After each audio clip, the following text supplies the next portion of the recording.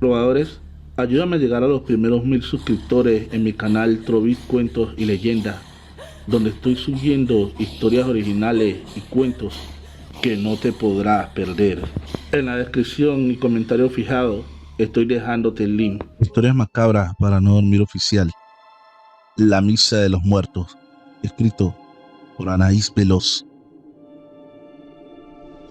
Mi padre había fallecido en un trágico accidente automovilístico. Quedamos devastados al recibir la noticia y, por si fuera poco, el accidente había ocurrido en otra ciudad mientras trabajaba. Así que la mañana siguiente tuvimos que viajar para poder identificar el cuerpo. Viajamos todo el día y al llegar a nuestro destino, lo primero que hicimos fue ir a buscar un hotel donde podernos quedar mi hermana y yo, en lo que mi madre y mi tío Antonio acudían a la fiscalía para reconocer el cuerpo de mi padre para iniciar los trámites de traslado a nuestra ciudad. Después de dejarnos instalados en aquella habitación, mi madre me dio algo de dinero para ordenar comida para cenar mi hermana y yo, para luego marcharse ellos. Te juro que mi mundo se derrumbaba en 1000 pedazos. No aceptaba que mi padre ya no estaría más a mi lado, y las preguntas insistentes de mi hermana provocaron que me sintiera asfixiado. ¿Cómo le diría a una niña de 7 años que jamás volvería a ver a su padre? Esperé a que se durmiera y busqué una iglesia cercana al hotel. Necesitaba desahogarme y reclamarle a Dios el por qué me había quitado a mi padre. Caminé un par de calles en medio de la noche, cuando de repente escuché unos murmullos que provenían de un oscuro callejón. Lleno de curiosidad decidí seguir esos murmullos, y para mi sorpresa me encontré con un grupo de personas que caminaban hacia una iglesia, como si estos estuvieran haciendo una procesión. Sin perder tiempo me uní a ellos y entré a la iglesia para sentarme en la última banca de aquella misteriosa iglesia. A los pocos minutos salió un padre y comenzó a oficiar misa. Durante el sermón, el cura hablaba de que habíamos que abandonar nuestro cuerpo terrenal para ser juzgados por nuestro Dios y pudiera darnos el perdón y la gracia eterna. Pedía arrepentirnos de nuestros pecados y que no debíamos de morar en este plano, pues aunque sabía que la partida era dolorosa, era demasiado peligroso tardarse al recoger sus pasos, pues seríamos tentados por los demonios para permanecer en la tierra y seríamos condenados a vagar por la eternidad. Todos los asistentes lloraban desconsolados. Niños, ancianos y adultos se miraban desconcertados, y aunque las palabras del cura eran fuertes, sentía que exageraban con su actitud, pues eran simples palabras que no deberían ponerlos tan mal, pensaba mis adentros. Estuve a punto de marcharme, pero en ese preciso momento los asistentes comenzaron a ponerse de pie para tomar la hostia, así que decidí esperar un poco más allí en la iglesia, pues se me hacía una falta de respeto marcharme en ese momento. Levanté la mirada para ver cuántas personas faltaban y casi me desmayo al ver que mi padre estaba formando, esperando recibir el cuerpo de Cristo. Mi corazón comenzó a latir con fuerza. Quizás todo había sido un terrible error y mi papá estaba con vida. Al ver que regresó a su lugar, me escabullí haciendo el menor ruido hasta donde estaba él. Lo tomé del brazo y me extrañó bastante sentirlo tan frío y con un color grisáceo en su rostro. El brillo de sus ojos se había apagado, pero eso no me importó y aferré a él con todas mis fuerzas para después decirle: creí que habías muerto, papá. No sabes lo mal que lo hemos pasado al recibir la noticia. Mamá se pondrá feliz de verte de nuevo. Hijo, ¿pero qué haces aquí?, preguntó bastante sorprendido. Necesitaba estar en la casa de Dios para que me diera fuerza para soportar tu partida, le respondí con una gran sonrisa. Me tomó de la mano y me llevó hasta la última vacante donde me había sentado al principio y me susurró al oído con la voz entrecortada: tienes que marcharte de aquí antes que termine la misa. Tú no perteneces aquí, todavía tienes una vida por delante. Y tú regresarás conmigo, papá. Lo siento, hijo, pero mi tiempo se ha terminado. Pero recuerda que a donde quiera que vaya siempre lo llevaré en mi corazón. Dile a tu hermana que la quiero mucho y que siempre será mi princesa. Y a tu madre, dile que la amo y que lo único que quiero es que sea feliz. Sé que no le desagrada a mi hermano Antonio. Él es un hombre maravilloso y estoy seguro de que le hará muy feliz. ¿De qué hablas, papá? ¿Por qué no podrá regresar con nosotros? Y aún no lo entiende. ¿Qué es lo que debo entender? Hijo, yo estoy muerto. No, eso no puede ser posible. ¿Cómo es que puedo verte? Mejor dicho, ¿cómo es que estás aquí? Esta es la misa de los muertos, hijo. Y es la última oportunidad que tenemos de arrepentirnos para poder irnos con Dios. No todos tenemos la oportunidad de hacerlo. Por eso te pido, no detengas mi camino y permíteme reunirme con tus abuelos y ser feliz. Pero ¿cómo es que estoy yo aquí? No lo sé. Pero márchate antes de que alguien más se dé cuenta de que no perteneces aquí y te obliguen a quedarte. Tú todavía tienes mucha vida por delante. Estábamos muy entrados en la plática cuando el compañero de mi papá con el que viajaba el día del accidente me reconoció.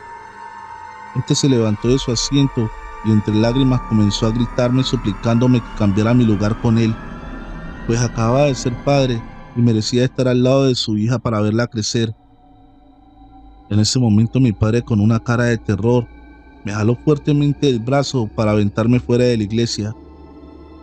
Te juro que pude escuchar los gritos y los pasos apresurados de la gente que venían hacia mí. Cerré fuertemente mis ojos y después de unos minutos me encontraba en el oscuro callejón, pero estaba completamente solo. Comencé a buscar la iglesia con gran desespero, pero ahí no había nada. Bastante asustado corrí hasta el hotel y por fortuna mi madre y mi tío no habían llegado y mi hermana aún dormía plácidamente. El día siguiente, de camino a nuestra casa, le conté lo sucedido a mi mamá.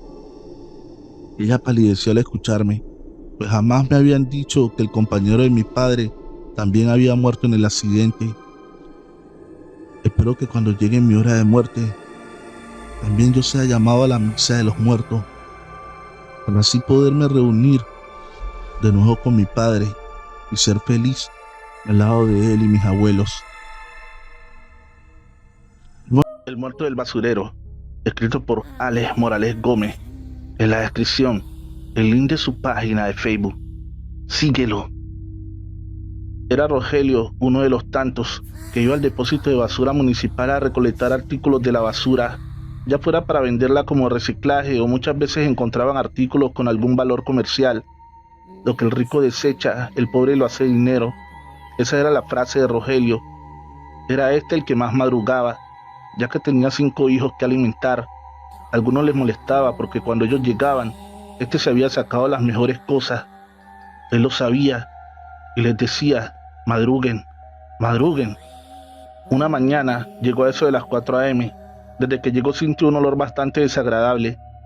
Esa era otra de las cosas que se podían encontrar allí: animales muertos, vísceras de animales, fetos de niños abortados, cadáveres. Esto último fue precisamente lo que encontró Rogelio. Era el cadáver de un hombre. Lo extraño no es que hubiera allí un cadáver. Lo más difícil de entender es que estuviera casi en descomposición. Rogelio iba todos los días allí y sabía que ese cadáver no estaba el día anterior. ¿Quién pudo llevarlo allí, ya en ese estado? Fue a un teléfono público y llamó al encargado de las basuras.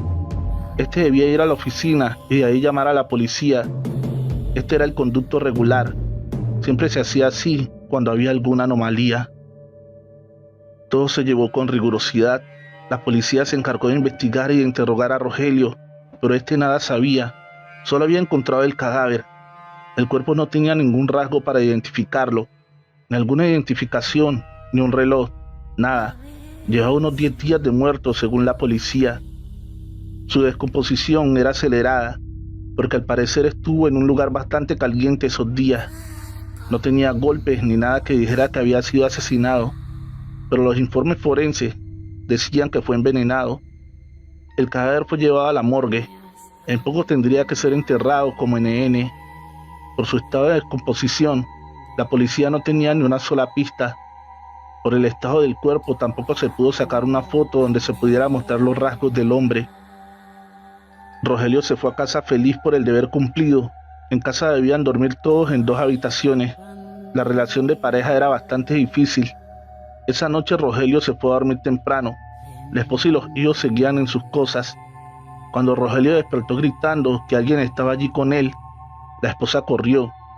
Este le dijo que primero la habitación se había llenado de un olor fétido y después había visto un hombre parado al lado de su cama. En un principio, él pensó que era un ladrón, pero allí no había que robar. Pero por el olor, él sabía quién estaba allí. Era el muerto del basurero. Rogelio no había dicho nada de esto en su casa. No quería preocupar a su esposa y a sus niños. Pensó que tal vez había sido la impresión de encontrar un cadáver la que lo había hecho despertar así. Pero pasada la medianoche, pasó exactamente lo mismo. Primero ese olor nauseabundo que se metía por sus narices y amenazaba con ahogarlo. Al despertar la presencia de ese hombre al lado de su cama, presencia que solo duraba una fracción de segundo, pero el olor seguía impregnando la habitación. 3 veces más despertó aquella noche, siempre lo mismo. Con cada aparición el olor era mucho más fuerte y la presencia duraba más tiempo.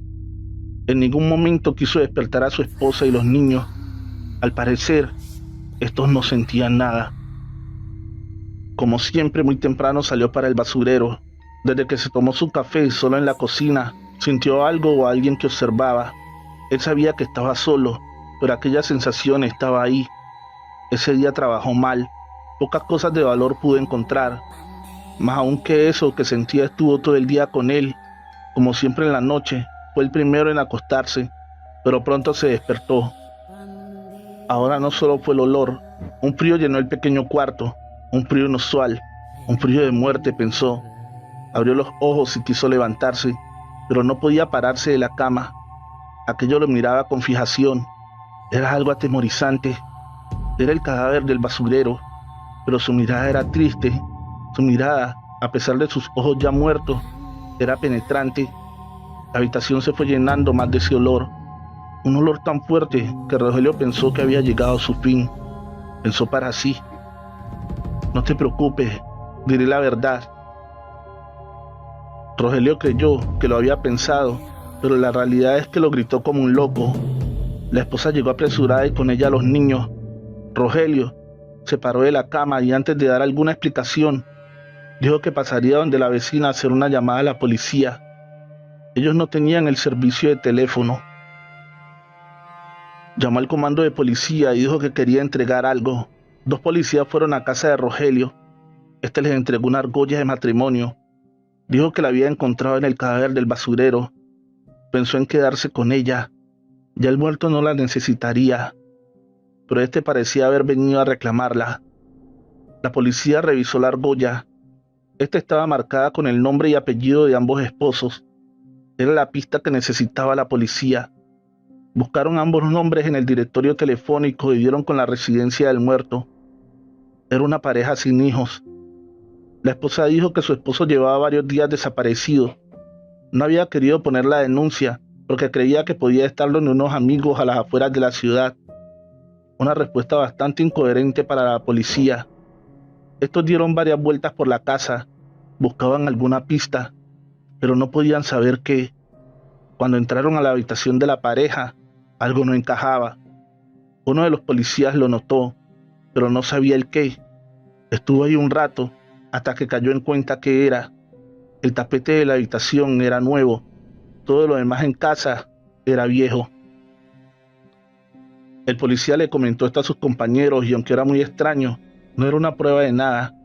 Uno de esos fue hasta el basurero municipal y le preguntó a Rogelio dónde había encontrado el cadáver. Una mentira más o algo que había omitido. El tapete estaba en casa de Rogelio. La esposa lo había lavado muy bien y estaba en su sala. El cadáver estaba envuelto en el mismo, así que el policía le dijo a la mujer que debía ser interrogada en la estación de policía. Era sospechosa de homicidio. Era una mujer mayor. No se necesitó de mucho para que confesara. Su esposo salía con una mujer mucho más joven que ella. Al descubrirlo, decidió envenenarlo, así que lo envolvió en el tapete de la habitación y lo dejó bajo la cama. Como no sabía qué hacer, lo dejó allí, pero muy pronto empezó a oler mal, así que le pagó a un joven para que llevara el tapete al basurero. Este era un poco oído y no haría preguntas. Lo de la argolla de matrimonio fue algo de lo que no se percató. Trovadores, recuerda que la mejor forma de apoyar este canal es dejando tu like y un bonito comentario. El retrato de mi esposo, escrito por Anaí Veloz. Historia macabra para no dormir. Síguela. Había decidido mudarme de casa después de mi divorcio y para mi fortuna logré encontrar un pequeño fraccionamiento donde había unas casas hermosas a muy buen precio. El lugar era bastante tranquilo y contaba con áreas verdes que me servirían para salir a correr. Estaba esperando el camión de la mudanza en la calle, pues llevaban 20 minutos de retraso y eso me tenía bastante preocupada. Cuando llegó mi vecina al lado a presentarse: hola vecina, me llamo Dora y es un placer conocerte, me dijo bastante entusiasta. Hola Dora, yo soy Flor, le dije sin dejar de mirar mi teléfono celular. ¿Quieres pasar a tomar un refresco a mi casa? Me imagino que debes de estar exhausta. Es muy amable de tu parte, Dora, pero estoy esperando el camión de la mudanza. Estaban encargándome cuando me marcaron para avisarme que habían tenido un pequeño percance y llegarían en 2 horas, así que no tuve más remedio que aceptar. Entramos a la casa y ella comenzó a gritar: querido, ya llegué, y he invitado a nuestra vecina Flora a tomar un refresco. Me sentí algo avergonzada, pues lo que menos quería era molestar. Así que cuando Dora llegó con los refrescos, le dije que si su esposo no le incomodaban las visitas. Para nada. A Francisco le encanta que nos visiten, ¿cierto, mi amor?, le decía de la nada. ¿Y él trabaja en casa?, le pregunté curiosa. No, ¿cómo crees? Él ya está retirado, respondió pensativa. Ah, lo siento, es que como te ves tan joven, no creí que tu esposo estuviera jubilado. Ella me miró bastante triste y yo, en mi intento por arreglar mi mal comentario, le dije que mi esposo también era 10 años mayor que yo. Dora me dijo que la siguiera porque me presentaría a su esposo, y al pasar a la sala me quedé bastante sorprendida, pues había un altar enorme donde estaba la fotografía de un hombre joven, a la cual ella le hablaba y comenzó a decir: mira Francisco, saluda a nuestra vecina, cariño. La miré bastante desconcertada y por un momento pensé que estaba loca. Hablaba con ese retrato como si tuviera vida, aunque debo confesarte que la fotografía tenía algo que me incomodaba bastante. Le dije que tenía que irme, pues la mudanza no tardaba en llegar. Ella insistió en acompañarme a mi casa, pero le dije que no se preocupara, que conocía la salida. Me despedí de la foto y salí de inmediato de ahí. Asustada, escuché a mis espaldas. Volteé bastante nerviosa, pues supuse que Dora venía detrás de mí. Giré lentamente la cabeza y vi que era una chica rubia. Hola, ¿qué tal? Me llamo Maite y soy tu vecina de enfrente. Disculpa si te asusté, pero saliste con una cara de espanto de la casa de Dora y pensé que te echarías a correr en cualquier momento. Mucho gusto, Maite, me llamo Flor. Pero tranquila, ¿qué pasa? ¿Estás temblando? No pasa nada, es solo que estoy algo confundida con lo que pasó. Veo que has conocido a Francisco, ¿cierto? Como dices, le respondí intrigada. Tranquila, no vayas a pensar que estoy loca, aunque debo decirte que Dora tampoco lo está. Ah, no, y consideras que es de una persona cuerda el que le habla una fotografía como si estuviera vivo. Ven, vamos a mi casa por un café. No, gracias, ya estoy bien. Anda, mujer, camina. Te prometo que en mi casa no hay fotografías extrañas ni nada parecido. Acepté de no muy buena gana. Al llegar me dio una taza de café y comenzó a relatarme lo siguiente. Hace 5 años, Dora y su esposo se mudaron aquí. Parecían la familia perfecta. El esposo solía ayudar a los vecinos con sus jardines, siempre sonriendo, tomados de la mano. Te confieso que yo llegué a sentir celos de ella. pues estaba en mi segundo divorcio y su vida tan perfecta me incomodaba. Hasta que un día la vi afuera regando el césped y la invité a mi casa a tomar un café para que me diera el secreto para tener un buen matrimonio. Esta se negaba, argumentando que no tardaría su esposo en llegar. Insistí tanto que prácticamente aceptó a fuerzas, pero justo al cerrar la puerta escuchamos el ruido del carro al llegar el esposo de Dora. Esta se puso bastante nerviosa y salió a toda prisa a su encuentro. Pude ver el odio reflejado en los ojos de Francisco al verla salir de mi casa. Él me saludó intentando disimularlo y ambos entraron a su casa. Te juro que se escuchaban los gritos de Dora por toda la calle. ¿Quieres decir que el tipo la golpeaba? Sí, y no solo eso. Solía avergonzar a Dora junto a su familia. No tenía permitido hablar con nadie. El tipo estaba loco. ¿Y cómo fue que murió? Cayó por las escaleras mientras golpeaba a Dora. Y es por eso que Dora se quedó acostumbrada a los malos tratos y sigue fingiendo que está vivo. No, ahí sí te equivocas, Flor, pues ese desgraciado ni muerto ha dejado a Dora en paz. Debes de estar bromeando, ¿cierto? Estábamos en lo más importante de la plática cuando llegó el camión de la mudanza. Le agradecí el café y la charla tan amena.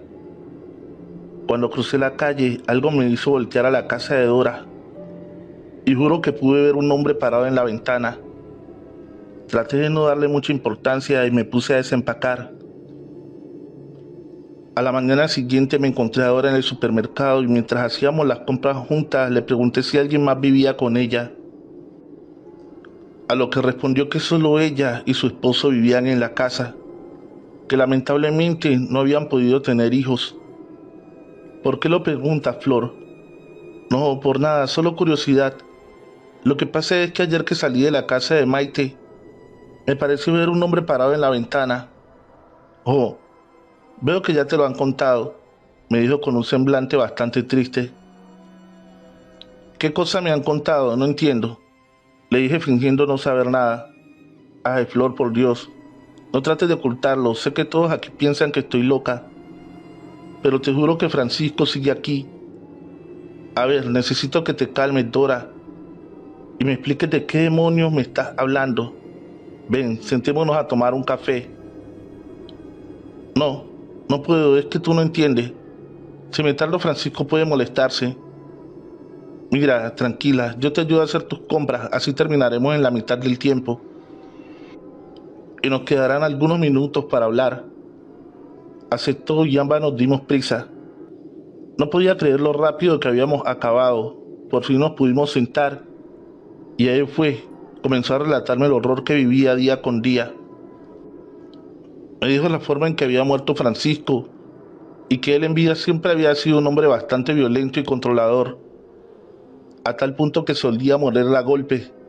Si alguno de los vecinos se atrevía a darle los buenos días, fingía ser amable y servicial ante los vecinos. Pero en casa era un monstruo. Era tanta su maldad que por las noches solía salir a pincharle las llantas a los vecinos. Incluso mató al gato de Maite porque la consideraba una mujerzuela. Se escuchará mal lo que voy a decirte, Flor, pero cuando él murió sentí un gran alivio, pues por fin sería libre. Pero desde el funeral, comenzó a manifestarse. No entiendo a qué te refieres con eso, Dora. Si cuando los compañeros de trabajo se acercaban a darme el pésame, podía escuchar claramente la voz de él diciéndome zorra. ¿Y no crees que hubiera sido parte de tu imaginación debido al apego que tenías con él? Lo mismo creí yo. Supuse que estaba tan afectada que ahora lo escuchaba en todas partes. Pero las cosas no pararon ahí. Después de medianoche, uno de los amigos de Francisco me invitó a cenar, pues no había probado bocado en todo el día. Su familia lo tomó a mal, pero eso poco me importó. Realmente tenía mucha hambre y ellos no me apoyaban en nada. Así que me fui a cenar y cuando regresamos nuevamente a la sala de velación, algunos de los arreglos florales salieron disparados en dirección al amigo de mi esposo. provocando que éste tuviera heridas de consideración. ¿Y la familia qué hizo cuando esto pasó? Nada, ¿qué iba a hacer? Ellos solo reían, pues aún después de muerto, seguían burlándose de las nefastas acciones de su hijo. Pero, ¿y los demás asistentes tampoco hicieron nada? Ellos llamaron a la ambulancia y se marcharon dejándome sola con la familia de él. ¿Y qué hiciste? Estaba tan molesta que decidí irme a mi casa a darme un baño. Los padres me insistían en que debía quedarme a velar el cuerpo de su hijo, pero mi respuesta fue un no rotundo. Tomé un taxi y al llegar a casa estaba todo destrozado. No entendía qué demonios pasaba en un principio y creí que quizás se había metido a robar, pero no faltaba nada. Y al subir a mi habitación las cosas también estaban revueltas. Y al voltear hacia el sillón donde solía sentarse a leer, ahí estaba él. Juro que sentí que me moría al verlo. No podía creer lo que estaba escuchando, pues era algo tan difícil de creer. Pero Dora lo decía con tanta seguridad que me hacía dudar. ¿Y qué fue lo que te dijo al verlo? Pues qué iba a hacer, seguía comportándose como si estuviera vivo. Ya no sé qué hacer, me vigila todo el tiempo, no puedo salir, no tengo amigos porque se pone bastante agresivo. ¿Él puede dañarte?, pregunté curiosa. Mira, me dijo levantándose una de las mangas de la blusa. Esta parecía tener varias quemaduras a lo largo de su huesudo brazo. ¿Y cómo es que me invitaste a tu casa? No lo sé. Cuando te vi, algo dentro de mí me dijo que podías ayudarme, aunque ahora no estoy muy segura de que me creas. Aparte, él necesita alimentarse de la energía de otras personas para poder seguir aquí. Le dije que le ayudaría, pero solo después de comprobar que lo que decía era cierto. Y de no ser así, pediría ayuda psiquiátrica para ella. Aceptó de muy buena gana y le dije que por la noche iría acompañada de alguien. Asintió y salió a toda prisa del supermercado. Me fui directo a casa de mi abuela y le comencé a contar lo que sucedía con Dora. Ella me escuchaba atentamente y al terminar supuse que se burlaría, pero fue todo lo contrario. Mi abuela estaba demasiado preocupada, pues ella sabía demasiado de esos temas. Su madre había sido curandera y había presenciado ciertos trabajos de brujería que ella decía de que no haberlos visto con sus propios ojos jamás los creería. El mal tiene muchas caras, mija. Tenemos que tener mucho cuidado, decía mientras echaba algunas cosas extrañas a una bolsa de terciopelo negro.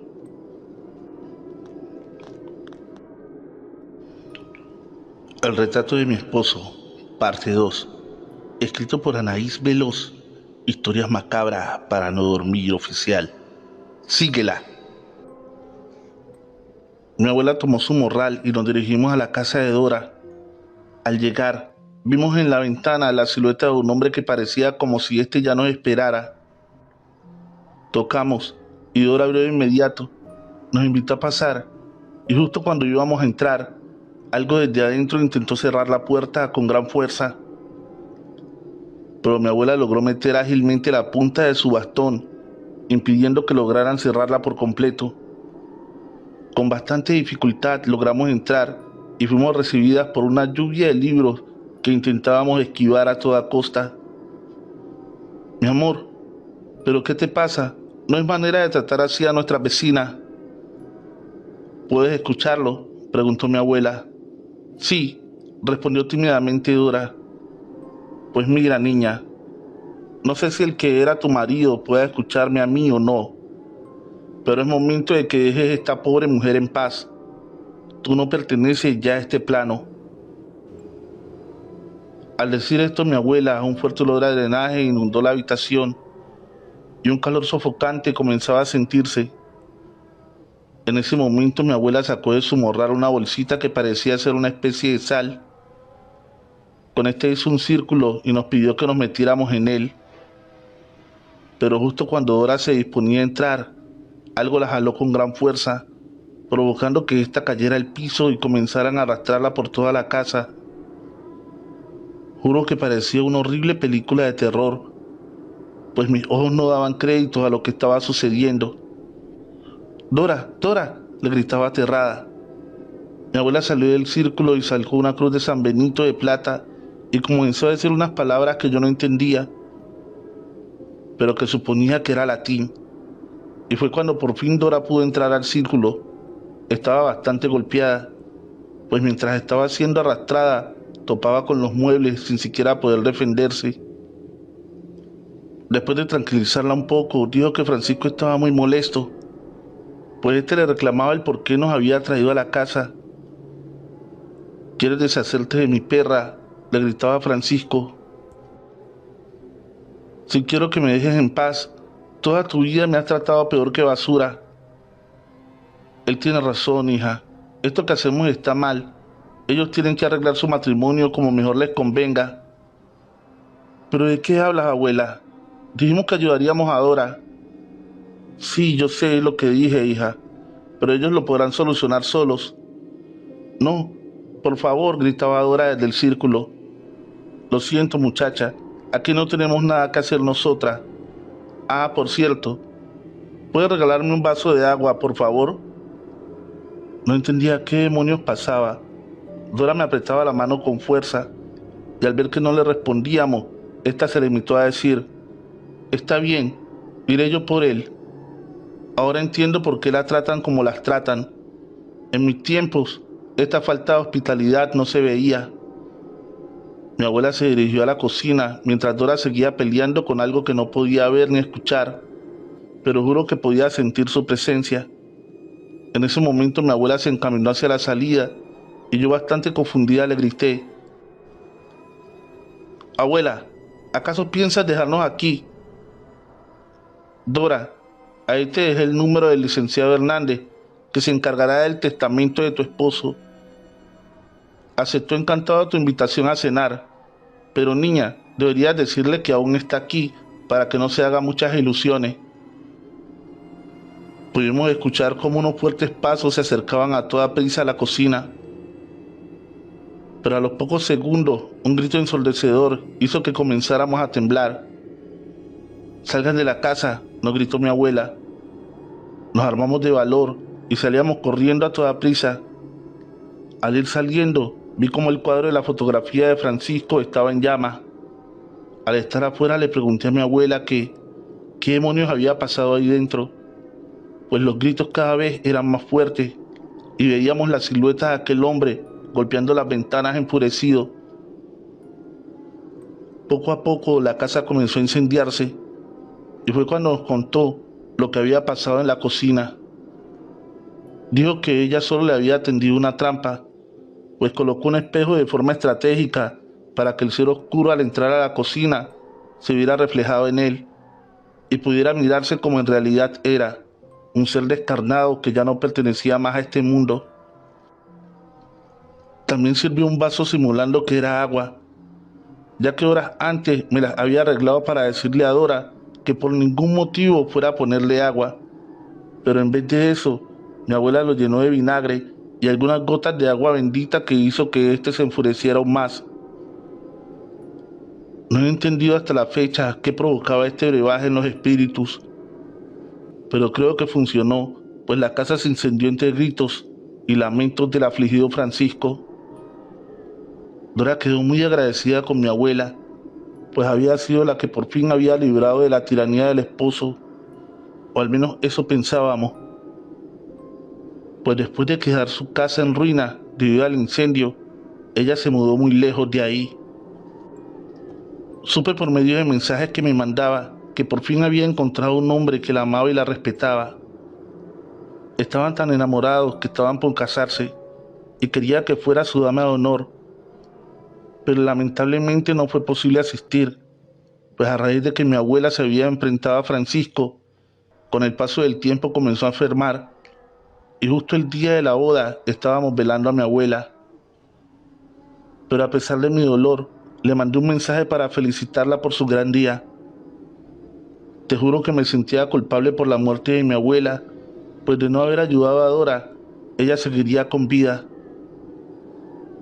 Me acerqué a su féretro y le pedía perdón en silencio, cuando de repente percibí un olor bastante nauseabundo, y es que en cuestión de minutos el cuerpo de mi abuela se empezó a descomponer frente a los ojos de los asistentes. Mi madre, bastante molesta, fue por el encargado de la funeraria. Se supone que prepararían a mi madre, dijo mi mamá enfurecida. Pero lo hicimos, señora. Esto no puede ser posible, dijo el encargado sin dar crédito a lo que veía. Mi madre los amenazó con demandarlo y estos retiraron a mi abuela de la sala de velación. No sin antes llegar a un arreglo con mi mamá, dejarían pasar a un familiar para que comentaran que mi abuela estaba debidamente preparada. Y así lo hicieron.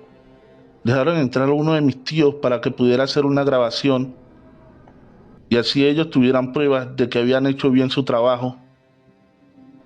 Pero justo cuando estaban por abrir nuevamente a mi abuela, su carne comenzó a desprenderse rápidamente de su cuerpo, dejando ver parte de sus huesos. Mi tío no lo resistió y salió vomitando del lugar. Tuvieron que incinerarla de inmediato. Mientras tanto, los demás esperábamos afuera de la funeraria, porque la sala donde velábamos a mi abuela seguía inundada de aquel desagradable olor. Después de que mi madre nos contó lo sucedido, estábamos en shock, pues era imposible de creer hasta que pudimos ver el video. Esa noche no tuvimos más remedio que retirarnos a la casa, y te juro que sé que me heló la sangre al pasar por las ruinas de la casa de Francisco.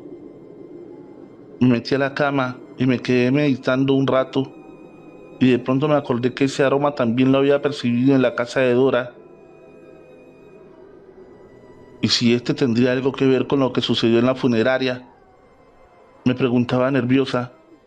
Estuve pensando largo tiempo los motivos por el cual el cuerpo de mi abuelita había sufrido eso, pero estaba tan cansada que me quedé dormida al poco tiempo. Me desperté cuando escuché que mi celular no dejaba de sonar, y al ver la hora me sorprendí, pues ya pasaba del mediodía. Al contestar quedé horrorizada. Bueno, Flor, ¿qué pasa, Dora?, le respondí adormilada. Tienes que ayudarme. ¿Que no se supone que estás en tu luna de miel? No, Flor, no entiendes. Dora, ahorita no es buen momento. Pasó algo muy raro en el funeral de mi abuela y ahorita no tengo cabeza para nada más.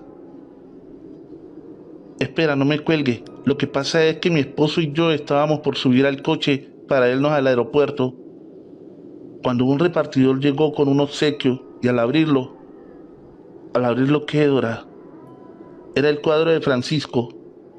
¿De qué demonios estás hablando, Dora? Yo vi el cuadro cuando se quemaba. ¿Dónde estás ahorita? Camino al hospital. Me bajé de inmediato del auto para tirar el cuadro a la basura, cuando el carro se aceleró y se estampó contra la casa. Estoy segura de que es Francisco, pues lo he vuelto a escuchar hablarme. Lo siento, Dora. Esta vez no puedo ayudarte, le dije colgándole el teléfono, pues no estaba dispuesta a perder un miembro más de mi familia. El canal, El Trailero y el Muerto de los Lamentos. Relato escrito y adaptado por Chemo San Juan, de los eventos reales del señor trailero Joaquín López. Usted tiene muchos kilómetros más que recorrer, mi buen amigo, y a mí ya se me acabó la carretera, y más porque no tengo la licencia de Dios. La carretera es de respeto, y una vez más quedó reafirmado. En mis 20 años de trailero jamás había vivido tal cosa, y trato de no manejar cansado, y menos de noche. Cierto día salí con rumbo al norte de Torreón, Coahuila, desde mi base en Ciudad de México. Faltaba poco para anochecer, aún había unos pocos rayos de luz, y en mero San Luis Potosí me hizo la parada un hombre con las típicas señas de nosotros los traileros, y me detuve a auxiliarlo. ¿A dónde vas, camarada?, le pregunté. Él, con una voz triste, me comentó que su tráiler se quedó sin combustible, pero que ya venían a ayudarlo, que si lo podían llevar a donde parqueó su camión, y yo acepté gustoso.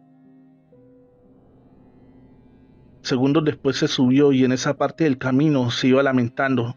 ¿Por qué, Dios mío? ¿Por qué? Y así era lo mismo. Yo no quise hacerlo.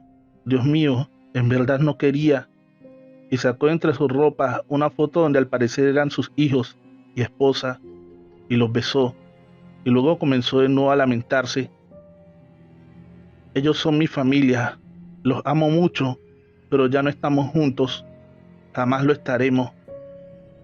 Yo soy Dixúcar, de Matamoros, de la colonia Bellavista, camarada. Yo pensé que tenía problemas familiares y lo dejé lamentarse.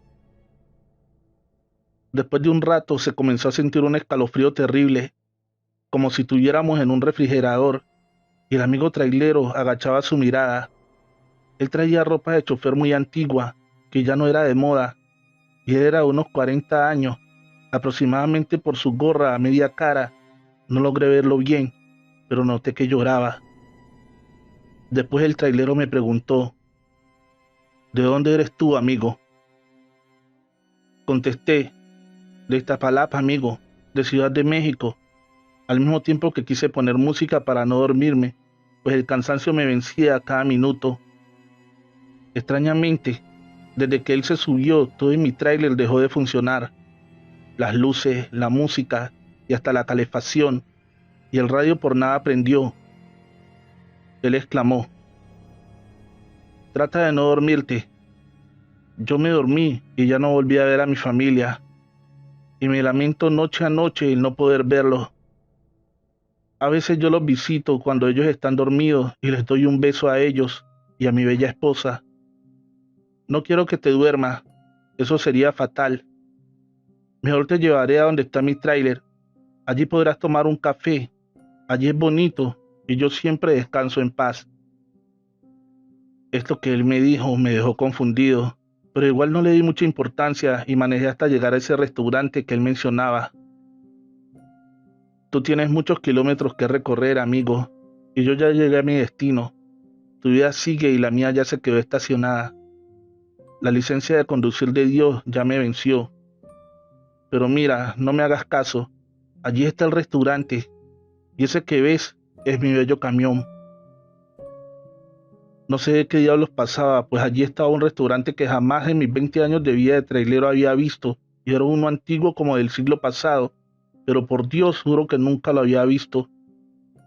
En esa área de la carretera, y para colmo de esto, nos paramos junto a su camión, el cual era viejísimo, como de 1960, pero impecable, en excelentes condiciones. Era una joya de antigüedad. Y le dije: amigo, tu tráiler es una reliquia. Y él contestó: ¿cómo crees? Si es de los más nuevos. Y se comenzó a reír. Yo pensé que el camarada venía borracho o drogado, pero entramos a tomar un café. El sueño y cansancio me vencían y cada vez era más pesado. Ya sentados en la mesa me comenzó a entrar un frío de esos que te calan los huesos. El trailero me dijo: ¿sabes por qué ese camión ya no funciona? Pues porque yo, al igual que tú, manejé cansado y lo eché a perder, y me arrepiento al día de hoy. Por eso vine hasta aquí contigo, porque no quiero que te accidentes, amigo. Tú eres joven, noble, y tu familia te espera. No quiero que corras mi misma suerte. Lo increíble de esto que cuento es que en ese restaurante la poca gente que había era rara. La mayoría lloraba, las otras personas rezaban, y los que allí trabajaban traían ropa antigua. Ropas de colores pasados y acampanados, como los de años 70. Noté que esta gente tenía más huesos que carne en su cuerpo. Era como si todos estuvieran chupados. Seguí tomando mi café, pero no dejaban de mirarme. Me sentí extraño, como si algo no anduviera bien. ¿Qué te pasó? ¿Por qué no te mueves? Era uno de mis compañeros de la ruta que estaba asustado.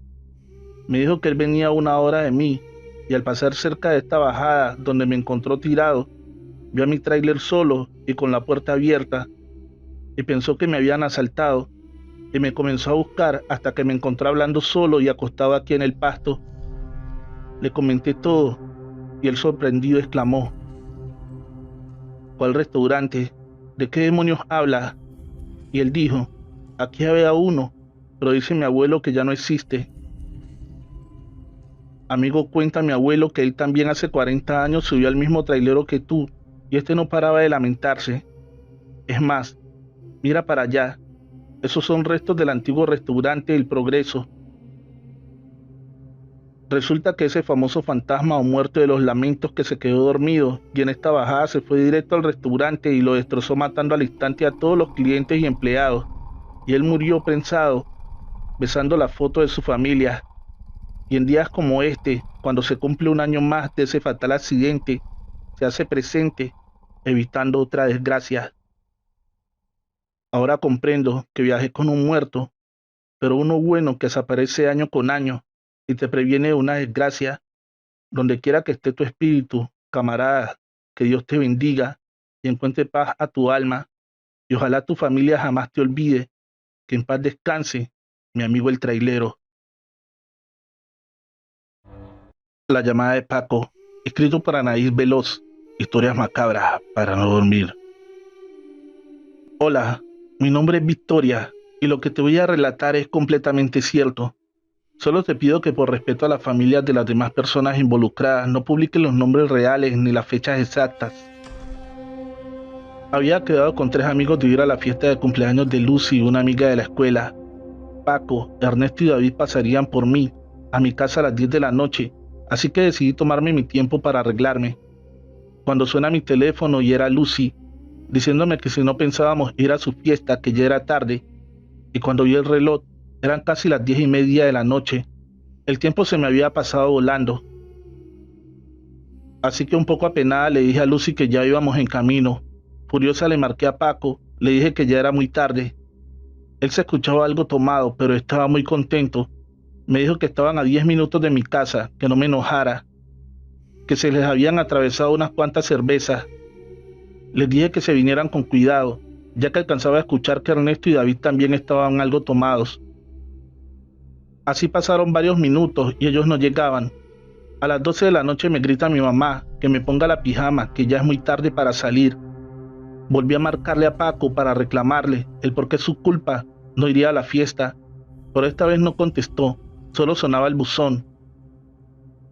Le marqué a Ernesto y a David y también me mandaron a buzón. Les escribí un mensaje que si no me querían llevar me lo hubieran dicho y que esperaba que se divirtiera mucho. Me quedé dormida de tanto llorar. A las 3 de la mañana me despertó el celular. Era una llamada de Paco, pero como estaba muy molesta decidí no contestar y seguir durmiendo. En la mañana muy temprano me despierta mi mamá para darme la noticia que Paco, Ernesto y David habían tenido un accidente y que lamentablemente los 3 habían muerto. No lo podía creer, me quería volver loca. Por la tarde asistimos al funeral y justo cuando estaba por entrar me entró una llamada del número de Paco. Respondí de inmediato pero nadie contestaba. Supuse que era su mamá que intentaba llamarme y al acercarme a ella para darle el pésame, le dije que necesitaba algo. A lo que ella extrañada me dijo que por qué lo preguntaba. Y le respondí que por la llamada que me había hecho del celular de Paco minutos atrás. Ella aún sin poder creer lo que decía, saqué mi teléfono y le mostré la llamada.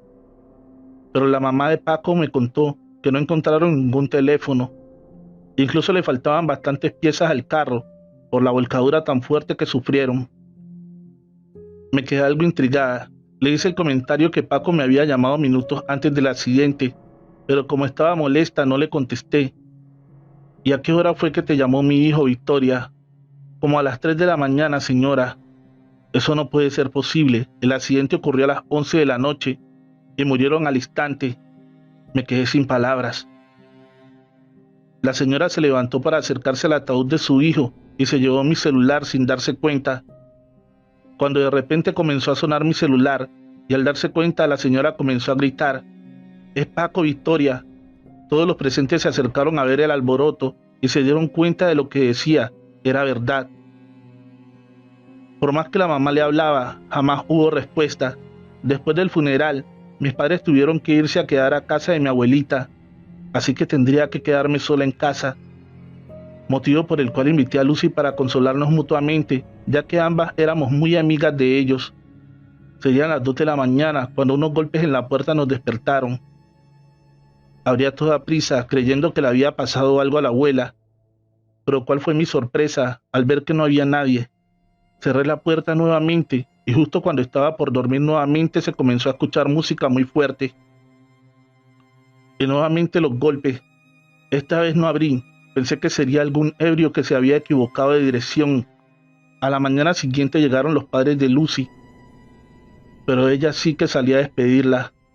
Y cuando estaba por cerrar la puerta, me grita Amanda, mi vecina: Victoria, ¿pero qué escándalo traías anoche con esos muchachos?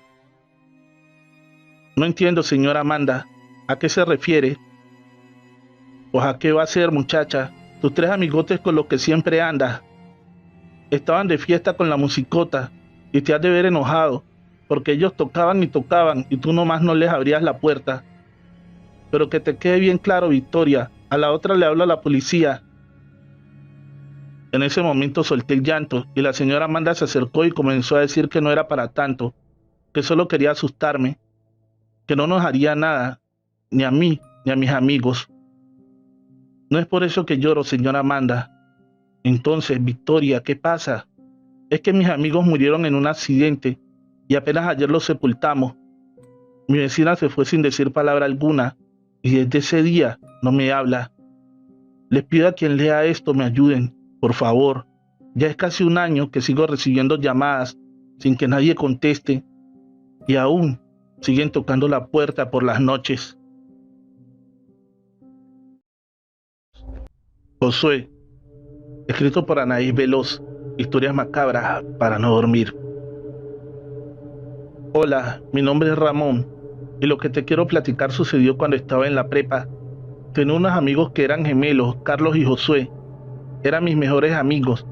Es solo que ellos no estudiaban porque sus papás estaban pasando por una situación económica bastante difícil. Es por eso que ellos pasaban por mí para ir a trabajar a medio tiempo al salir yo de la prepa. No era un trabajo difícil, solíamos atender una pequeña paletería a escasas 2 cuadras de mi escuela. Un día Carlos me llamó que no iría a trabajar, ya que se encontraba muy mal de la gripa, pero que no me preocupara que Josué pasaría por mí como siempre, así que le dije que se mejorara y que nos veíamos después. Estaba por terminar mi última clase cuando se escuchó un golpe terrible y todos corrimos a ver qué era. Al salir me quedé perplejo, no lo podía creer, esa escena era aterradora. Estaba un carro estampado en una de las bardas de la escuela y bajo los neumáticos se encontraba Josué, bañado en sangre. Corrí hacia Josué gritando y pidiéndole que despertara, que aguantara, que todo estaría bien, pero él solo yacía inerte sobre el asfalto. Después de algunos minutos le marqué a Carlos que por favor viniera, que acababan de atropellar a Josué. En eso llegó la policía y la ambulancia y no pudimos dar cuenta de quién lo había atropellado. Se trataba de un par de chicas de escasos 16 años que estaban muy tomadas. Lamentablemente Josué perdió la vida minutos después. Carlos y los papás lloraban inconsolablemente y exigían justicia por lo sucedido. Pero todo era en vano, ya que los papás de aquellas jóvenes tenían bastante dinero. Así que lo único que hicieron fue pagar el funeral y dar todo por terminado. La familia sufría mucho por la pérdida de Josué y no creían justo aquel comportamiento por parte de su familia. Un día Carlos me pidió que fuéramos en la noche a colocar una veladora donde había muerto su hermano, ya que lo estuvo soñando 2 días seguidos y según sus creencias, él necesitaba luz para poder descansar. ¿Y cuál sería nuestra sorpresa? Que al llegar a aquel lugar se encontraban las 2 jóvenes hincadas y haciendo oración, sosteniendo un par de veladoras blancas. Carlos se llenó de rabia al verlas y comenzó a gritarles: ¡asesinas! Ellas trataban de calmarlo y cuando por fin lo pudieron conseguir, le platicaron lo siguiente: sabemos que estás muy molesto y con justa razón. Tú crees que no hemos estado pagando lo que le hicimos. Tu hermano no deja de atormentarnos. Él se aparece en todos lados. Él provocó el accidente donde murió mi madre, ya que mi padre jura que tu hermano se le atravesó en la carretera y eso provocó que se volcaran, dijo una de las chicas. Incluso tuvimos que irnos a Estados Unidos. Pensamos que así nos dejaría en paz, pero no es así.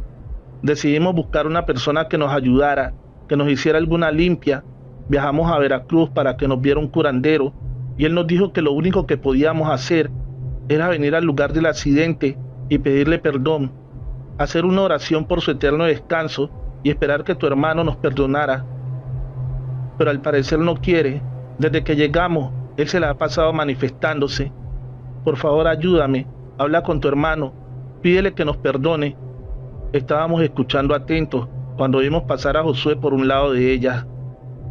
Vimos que su rostro se notaba bastante triste y afligido. Carlos le gritó llorando que descansara y que no se preocupara por nada, que él cuidaría de sus padres, que se fuera con Diosito y que ahí lo esperara, ya que algún día él lo alcanzaría. Pero Josué se desvaneció en segundos. Después de ver eso, Carlos les creyó a aquellas jóvenes y desde ese día ellos se reúnen en aquel lugar para rezar por el eterno descanso de Josué.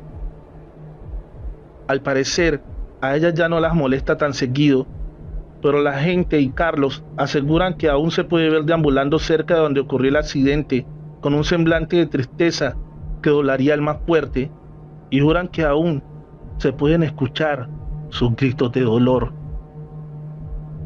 ¿Quieres escuchar más relatos como este? En el comentario fijado estoy dejando una lista de reproducción. Recuerda que la mejor forma de apoyar este canal es dejando tu like y un bonito comentario. Si aún no estás suscrito, dale fuerte al botón de suscripción y activa la campanita de notificaciones. Mariana, escrito por Anaís Veloz. Historias macabras para no dormir. Hola, mi nombre es Nora. Mi relato es muy pequeño pero muy difícil de olvidar. Hace un año, mi hijo Esteban de 8 años tuvo un pequeño accidente. Se cayó de una bicicleta y tuvo varios golpes y raspones, por lo cual lo tuve que llevar al hospital general. Al llegar ingresaron a mi hijo de inmediato, comenzaron por limpiarle las heridas y fue donde se dieron cuenta que podría tener una posible fractura en el brazo derecho, por lo cual me pidieron que esperara afuera. Fui y me senté un rato cuando de repente se siente una niña de escasos 7 años a mi lado, bastante golpeada y con un suero en su pequeña y frágil manita. Hola, me dijo sonriendo. Me llamo Mariana. Hola Mariana, le contesté. Yo me llamo Nora. ¿Y qué haces aquí?, me preguntó sin perder tiempo. Me causó tanta ternura su interés hacia conmigo, una perfecta desconocida. Vine a traer a mi hijo que está igual de lastimado que tú. Me miró por un momento sin decir palabra alguna. Después de unos segundos, me dijo, tú también golpeaste a tu hijo. Reí nerviosa y le hice saber que mi hijo había tenido un accidente, que por eso me encontraba ahí, y le pregunté, ¿y a ti qué te pasó, Mariana? A mí me pegó mi papito porque me porté mal. Pero sabes, Nora, yo lo sigo queriendo mucho.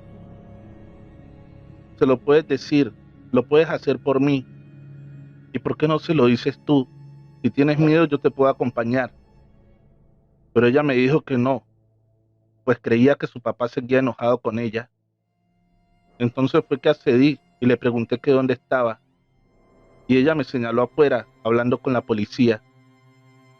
Decidí ir de inmediato, ya que no tardaría mi hijo en salir. Estaba el señor discutiendo y llorando con la policía. Creí que era muy buen momento para calmar los ánimos. El señor se veía que estaba arrepentido de lo que había hecho, así que me acerqué y me presenté. Hola, muy buenas noches. Mi nombre es Nora, y Mariana me pidió que le dijera por favor que lo perdonaba, y que lamenta haberlo hecho enfadar, que cuando salga de aquí se portará mejor. Suspiré y sentí como me quitaba un peso de encima.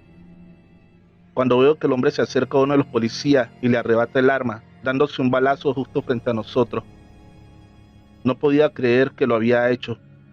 Pensé que esto lo pondría mejor, así que quedé totalmente en shock y me desmayé. Cuando desperté, estaba mi esposo al lado mío y me dijo que no me preocupara, que todo estaba bien, que el niño estaba en casa de mi mamá. Eso me tranquilizó bastante. Ya más calmada, mi esposo me explicó que el señor lo estaban deteniendo porque su hija había fallecido a causa de los golpes que le habría propinado. No podía creer todo lo que mi esposo me estaba contando. La siguiente noche soñé con Mariana y la veía totalmente feliz. y me dio las gracias y me dijo que ahora jugaba de nuevo con su papá. Nunca más volví a verla o soñar con ella, pero es algo que hasta la fecha no he podido superar. El taxi, escrito por Anaís Veloz. Historias macabras para no dormir. Hola, mi nombre es Roberto Hernández y tengo 45 años. Hace 5 años exactamente fui diagnosticado con diabetes. Sé que deben estar preguntándose el por qué este señor nos escribe, si este es un canal de eventos paranormales. Pero cuando les cuente el motivo de mi enfermedad, entenderán todo. Soy originario de Mazatlán, Sinaloa, y tengo el oficio de ser taxista. Mi jornada laboral usualmente empieza a partir de las 9 de la noche, ya que la mayoría de mis clientes son turistas o personales de los bares y discotecas de la región. Un sábado por la madrugada hacía mi recorrido habitual cuando una joven en aparente estado de ebriedad me hace la parada. A orillas del malecón, cosa que para mí no era extraño. La joven se subió, aún con una cerveza en la mano, y me dice sonriente que si la podía llevar a su hotel, ya que ella se había quedado dormida y sus amigos la habían dejado ahí. Así lo hice. Puse en marcha mi taxi y a unos metros vi un accidente terrible que aún a estas fechas me produce bastante escalofríos, el solo hecho de recordarlo. Estaba totalmente acordonada la zona, era un caos terrible. Le dije a la señorita que me esperara un momento, quería preguntarle a alguno de los policías si podría dejarnos pasar. Ella solo asintió con la cabeza, me bajé del taxi y caminé hacia los policías. ¿Y cuál sería mi sorpresa? Que justo en ese momento los cuerpos de protección civil estaban bajando el cuerpo de una joven que se encontraba en el auto impactado. No lo podía creer. Era la misma joven que yo traía en el taxi. La pobre muchacha estaba partida por la mitad. Fue tan fuerte el impacto que la muchacha quedó prensada y solo pudieron sacar el torso para arriba. En ese momento me quedé pasmado. Quise creer que por lo fuerte de la escena, mis nervios me estaban jugando una mala pasada. Corrí a mi taxi para verificar que estuviera la pasajera, pero no había nadie, ni la joven ni la cerveza. En ese momento me desmayé y no supe más de aquel suceso. A la mañana siguiente desperté en el hospital. Ahí estaba mi esposa muy preocupada por lo sucedido. No saben el gusto que me dio de verla. La tomé de la mano y comencé a relatarle lo que había pasado la noche anterior. Ella me escuchaba aterrada y al terminar mi relato, ella me contó acerca del accidente. Eran 5 jóvenes no mayores de 25 años. Venían en estado de ebriedad y a exceso de velocidad se impactaron con un camión de 3 toneladas. Le fue imposible frenar, pero solo murió una joven que venía dormida. Lo bueno que ni sufrió, lo dijo en tono de consuelo, y con lo que cuentas, yo creo que ni cuenta se dio de lo que le sucedió. El doctor me dio de alta y me diagnosticaron con diabetes por un susto. Muchos compañeros se burlaban de mi historia, hasta que uno que otro les tocó ver lo mismo que yo. Relatan que una joven le hace la parada en la orilla del malecón, y justo avanzando unos metros, la joven desaparece. La mayoría dicen que no cruzan palabra alguna, otros que solo asienten con la cabeza, pero nadie le ha tocado vivir lo que yo pasé esa noche. Todos los días le pido a Dios por el alma de esa joven, y ojalá y nunca les toque brindarle servicio alguno. Gracias. Espero que te haya gustado este pequeño relato. Si aún no estás suscrito, dale fuerte al botón de suscripción y activa la campanita de notificaciones. Muy pronto estaremos trayendo más relatos como este. Feliz noche, trovadores, amantes de cuentos de terror.